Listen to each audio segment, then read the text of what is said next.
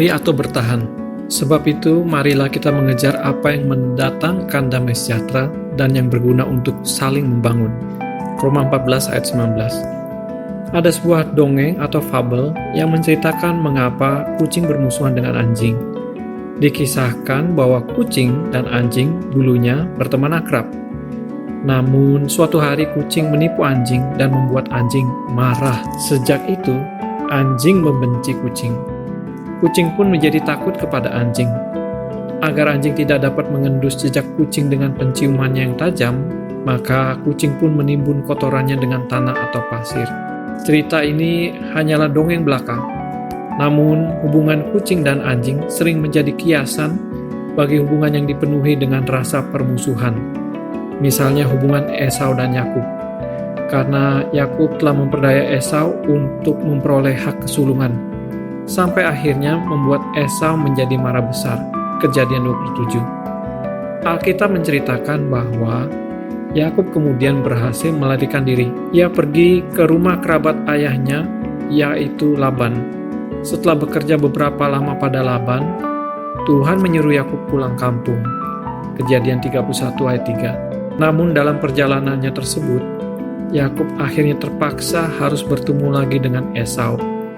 Hal ini membuatnya takut karena ia teringat apa yang telah diperbuatnya dahulu dan betapa marahnya Esau kepadanya. Ia menjadi sangat takut kalau kakaknya itu akan balas dendam. Begitu takutnya Yakub pada Esau sampai-sampai ia mengatur barisan rombongannya sedemikian rupa.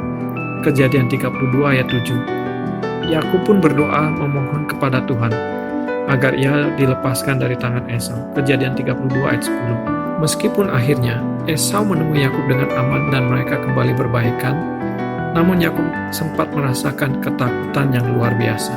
Umumnya ada dua cara yang biasanya dipilih orang untuk menyikapi suatu masalah, khususnya yang berkaitan dengan hubungan antar sesama kita. Pertama, seperti yang dilakukan oleh Yakub atau si kucing dalam dongeng di atas, yaitu melarikan diri. Cara ini memang lebih mudah, tetapi dampak ke depannya adalah sangat panjang karena kita masih terus digelayuti oleh perasaan tidak tenang dan dihantui perasaan bahwa suatu hari masalah tersebut akan muncul kembali dengan dampak yang lebih parah. Kedua, adalah dengan menghadapi masalah tersebut dan berusaha menyelesaikannya. Cara ini pada awalnya mungkin akan tampak lebih merepotkan dan menakutkan. Namun, setidaknya masalah itu bisa segera diselesaikan. Dan karena telah selesai, maka akan mendatangkan damai sejahtera dan membangun masa depan yang lebih aman, tanpa ada ketakutan akan masalah di masa lalu. Jadi, apakah respon kita ketika menghadapi masalah, khususnya dalam hubungan dengan orang lain?